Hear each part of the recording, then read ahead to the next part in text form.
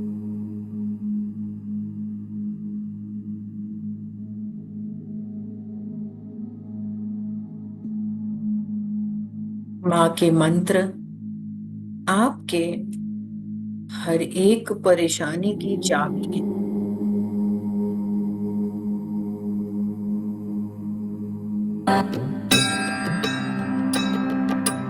ॐ चिन्नमस्तये नमो नमः।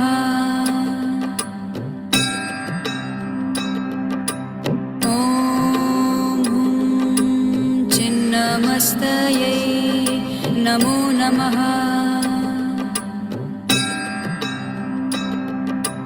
ॐ चिन्नमस्तये नमो नमः।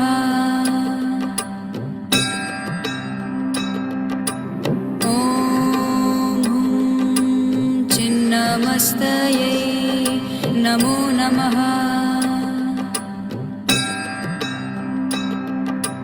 ॐ चिन्नमस्तये नमो नमः।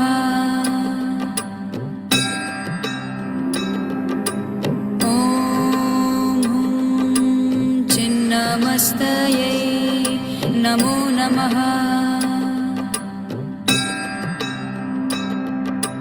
ॐ चिन्नमस्तये नमो नमः।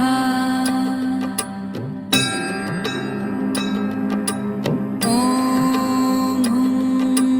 चिन्नमस्तये नमो नमः।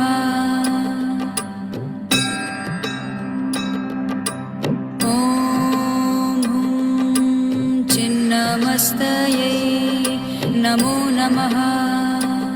ॐ चिन्नमस्तये नमो नमः। ॐ चिन्नमस्तये नमो नमः।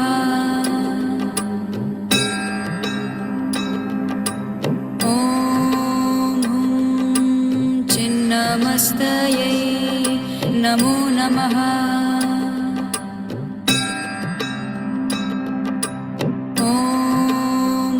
ॐ चिन्नमस्तये नमो नमः।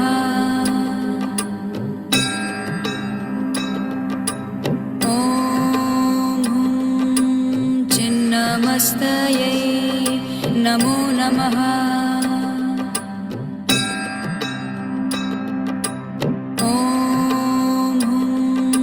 चिन्नमस्तये नमो नमः।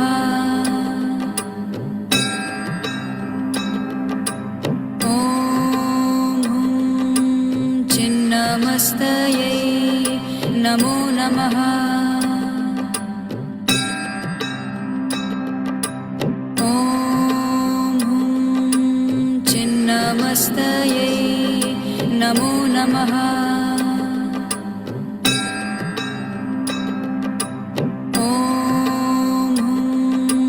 चिन्नमस्तये नमो नमः।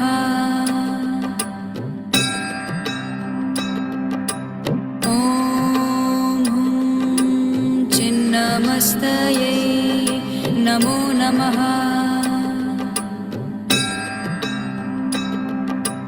ॐ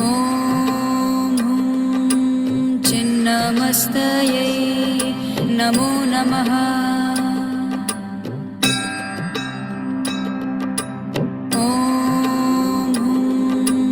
चिन्नमस्तये नमो नमः।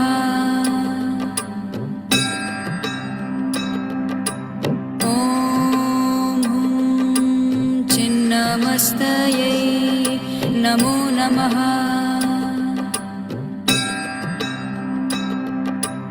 ॐ चिन्नमस्तये नमो नमः।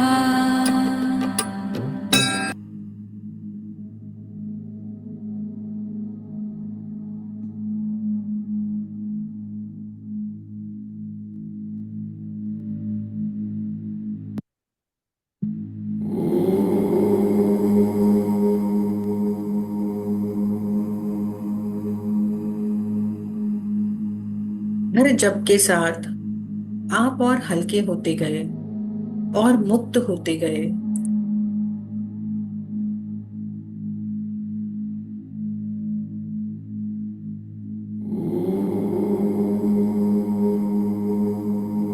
अब माँ की दिव्य ऊर्जा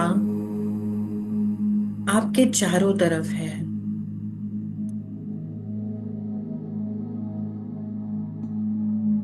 कह दीजिए जो ना कह पाए किसी से, और मांग लीजिए जो ना मांग पाए किसी से। माँ स्वयं सब कुछ देने वाली है।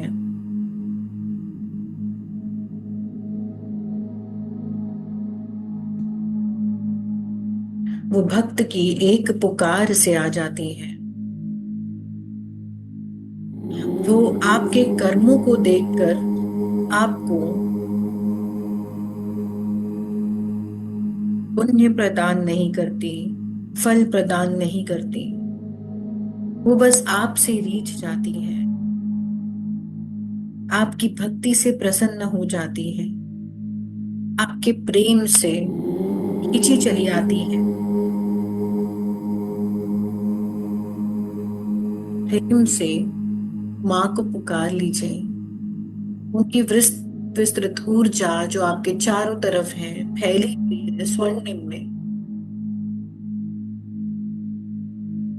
वो सारी शुभ फल प्रदायिनी है।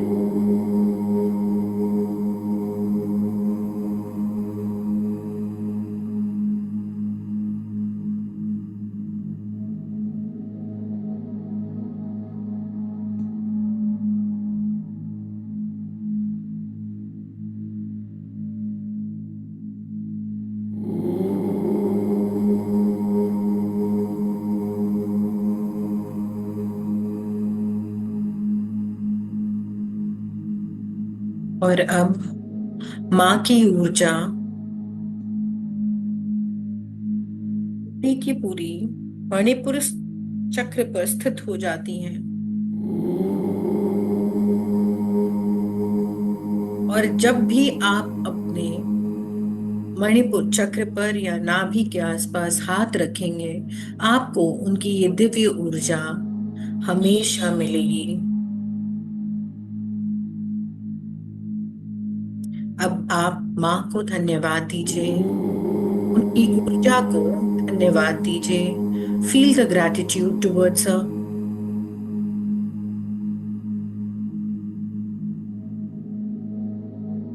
महसूस करें आपके भीतर एक नई शक्ति, एक नई स्पष्टता और एक नई स्वतंत्रता जन्म ले चुकी है। और अब धीरे धीरे अपनी श्वास पर वापस आए।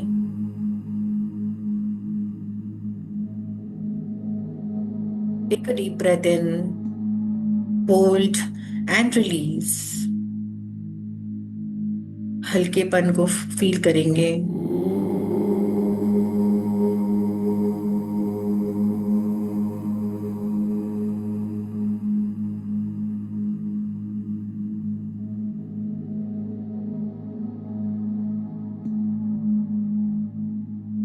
दोनों हाथों को एक कर रब करेंगे।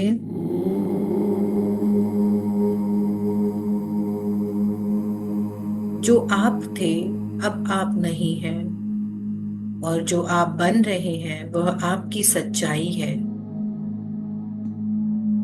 जब भी तैयार हो दोनों हाथों को रब करेंगे और मणिपुर चक्र पर, यानी नेवी के जस्ट थोड़ा सा ऊपर, नेवी के जस्ट थोड़ा सा ऊपर आप रख लीजिए अपने हाथों।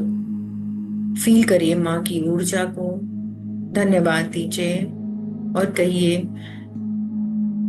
माँ अब मैं जब भी आपको छूऊंगा या छूऊंगी, स्वयं को छूऊंगा, मुझे एहसास होगा कि आप मेरे साथ हैं, मेरे भीतर हैं। दोनों हाथ फिर से रब करेंगे। अपनी दोनों आंखों पर रखेंगे।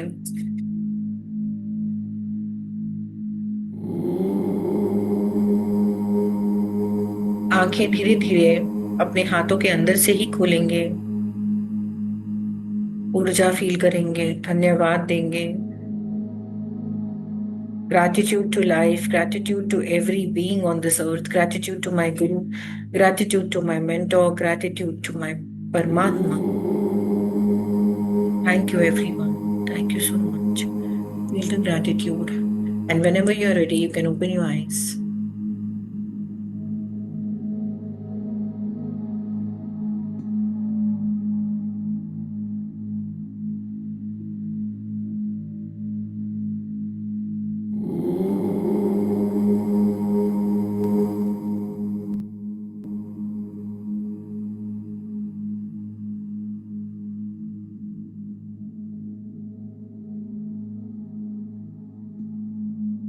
अब आप अनम्यूट कर सकते हैं।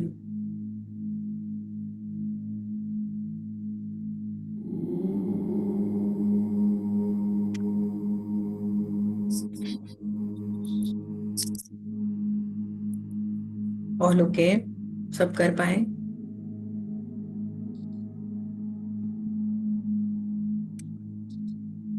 अच्छा, सब वापस आ पाए कि वहीं रहना था? This is a new question.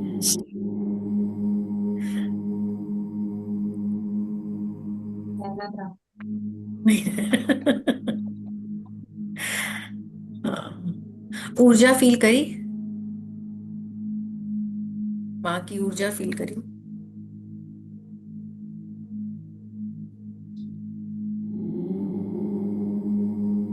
और ज्यादा पैरों में दर्द हो रहा है इतना कि जैसे बैठा ही नहीं जा रहा, मतलब थाइस में लेग्स में इतना पेन हो रहा है आज के टाइम पे। 2-3 मिनट में ठीक हो जाएगा। मेरा भी ना राइट पैर इतना हेवी हो गया था, जैसे पैर सो जाता है ना एग्जैक्टली, बट ना नहीं तो नॉर्मली मैं पैर खोल लेती हूँ। आज मेरी मतलब हिम्मत ही नहीं होती कि मैं पैर खोलूं, मुझे हेवीनेस हो रही है, बट मेरे अंदर से आ रहा है कि नहीं नहीं मैं ठीक हूँ, मैं ठीक हूँ, ऐसे हो रहा था मेरे साथ। नहीं जरूरत मुझे पैर खोलने की, मैं बैठ सकती हूँ, मतलब मेरी विल पावर बढ़ रही थी उसमें बैठने की।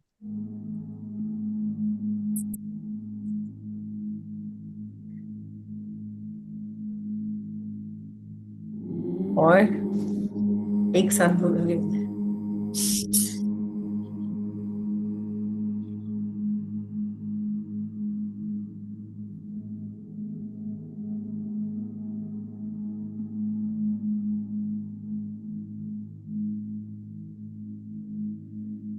शर्मिला जी से हो गया? हाँ जी मैम। हाँ, हो गया आपसे? हाँ ऊर्जा जी हाँ फील जी, करी? बहुत। जी बिल्कुल। हाँ। बहुत अच्छे से हुआ मैम। और अभी तो बस एनी टाइम एनर्जी फील होती है, बिल्कुल एनर्जी। नाइस। देखो, फिजिकल रीजन क्या होता है कि जब आप एक ही पोस्चर में बहुत लंबे समय तक बैठते हो तो ब्लड सर्कुलेशन स्लो हो जाता है और नर्व्स पर प्रेशर पड़ने लगता है, इसलिए पैर सो जाते हैं या झनझनाते हैं। मतलब ये होता है कि बॉडी अभी कंप्लीट रूप से रेडी नहीं है फॉर अ लॉन्ग स्टिलनेस। साधना में स्टिलनेस की बहुत ज्यादा जरूरत होती है। तो इसीलिए कहा जाता है कि जब हम साधना शुरू करें उससे पहले हमें योगा जरूर करना चाहिए। योगा और pranayama are the two key main factors before we start doing sadhana. दूसरा रीजन होता है कि जब भी साधना के दौरान आपकी एनर्जी फ्लो एक्टिवेट होती है, एक ऊर्जा हमारी खुद की है जो चैनलाइज कर रही है पूरे दिन हमको, दूसरी ऊर्जा है जो हम हीलिंग के दौरान भेजते हैं। तो हम आपके कोर के साथ उसको अटैच करते हैं और आपके ऑरा के साथ उसको अटैच करते हैं। जब जैसे ही हम आपके कोर के साथ या चक्रास के साथ उसको अटैच करना शुरू करते हैं तो हम शुरू करते हैं from the lowest chakra which is beneath your feet. तो हम वहां शुरू करते हैं और वो मोमेंटम में लाते हैं। जैसे जैसे हम उसको मोमेंटम में लाएंगे तो हैवीनेस फील होगी, क्योंकि एनर्जी हम प्रेशराइज कर रहे हैं, फ्लो कराने की कोशिश कर रहे हैं। तो हैवीनेस या पेन, नमनेस ये फील हो सकता है। और ये एक तरह से एनर्जी का शिफ्ट भी है, क्योंकि आप एक अपनी एनर्जी में है और मैं एक higher source of energies transfer कर रही हूँ जिसमें पॉजिटिविटी ही है सिर्फ। It's not a mixture. तो जब ये मिक्सचर में घुसता है तो ये फोर्स करता है, और जैसे जैसे फोर्स करेगा, क्वांटम फिजिक्स भी ये बात कहती है, when we forcibly apply something, तो हमारे नर्वस सिस्टम में एक बार स्टिलनेस, नमनेस, झंझनाहट, हैवीनेस ये फील होती है। इसलिए जनरली हम कहते हैं पोस्चर को इनिशियली जब हम कहते हैं ना वाईफाई का सिग्नल एक्टिवेट करने के लिए, वो हम अपना मोबाइल कभी इधर ले जा रहे हैं, कभी उधर ले जा रहे हैं, ले जाते हैं ना कि अरे यार नहीं सिग्नल आ रहा, नहीं सिग्नल। तो हमारा वो सिग्नल, हमारा ये पीछे की गर्दन है, मेडुला ऑब्लोंगेटा, जो कि शिव की एक स्वरूप, शिवलिंग के एक स्वरूप में है। ठीक है, यहाँ से वो मेडुला ऑब्लोंगेटा के साथ हमारी रीढ़ की हड्डी सफाइस हो जाती है, और वो वाईफाई एक्टिवेट कर देती है विद द यूनिवर्स। और जब हमारे जैसे मीडियम्स होते हैं तो हम उसको एप्टीट्यूड करते हैं, हम उसको और फोर्सेबली एनर्जीज ट्रांसफर करते हैं। तो जब भी ये होगा, आपको एक बार शिफ्ट नजर आएगी, एक बार एनर्जी फ्लो नजर आएगा, एक बार ऐसा फील होगा कि या तो बहुत जोर से गुस्सा आ गया या बहुत नॉर्मल हो गए, एकदम काम हो गए। वो सिर्फ सेकेंड्स में होता है, उसके बाद आप नॉर्मल हो जाएंगे।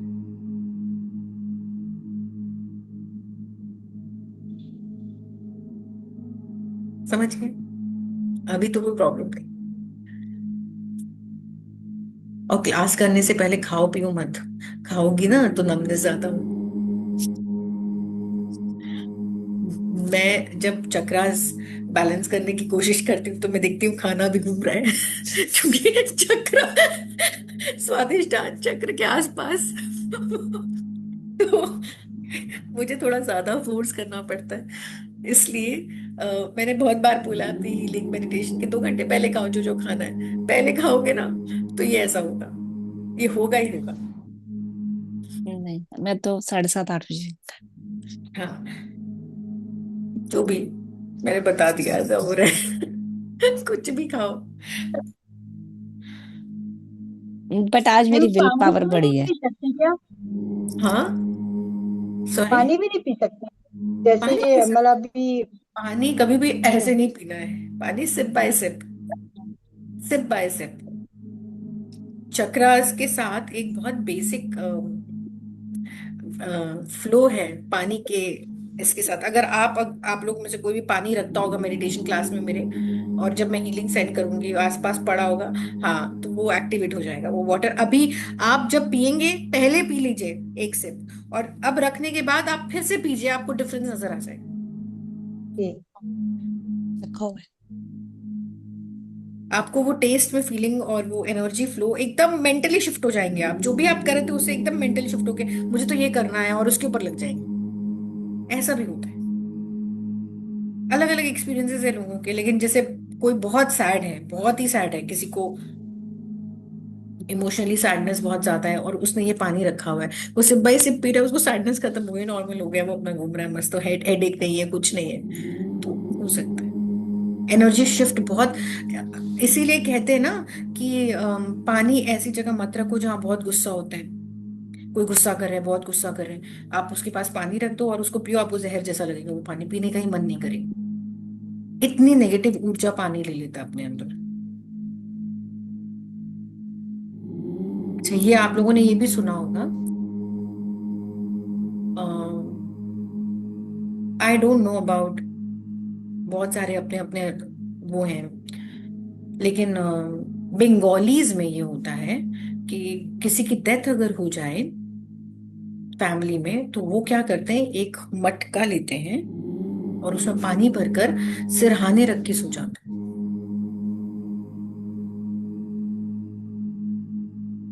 ऐसा होता है, तो उससे उनको negative energy, positive energy feel होती है। उसको दिख जाता है पानी हिलता हुआ रात को। अगर फैमिली का कोई मेंबर कुछ बताना चाहता है, कुछ करना, तो उसमें वो दिखाई देता है, वो बता देते हैं। उनके यहाँ ये चीज है।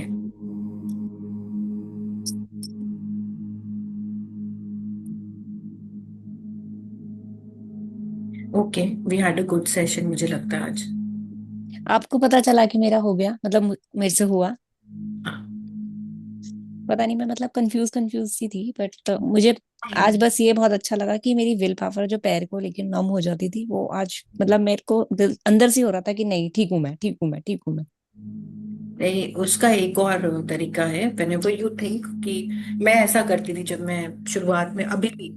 अब मैं अगर बहुत देर बैठ जाती हूँ तो मेरे बैक में बहुत स्टिफनेस आ जाती है, जिसकी वजह से मैं ऐसे ऐसे ऐसे भी नहीं कर सकती। तो then I just tell my body, and I tell, first you have to tap your body and tell everything is fine.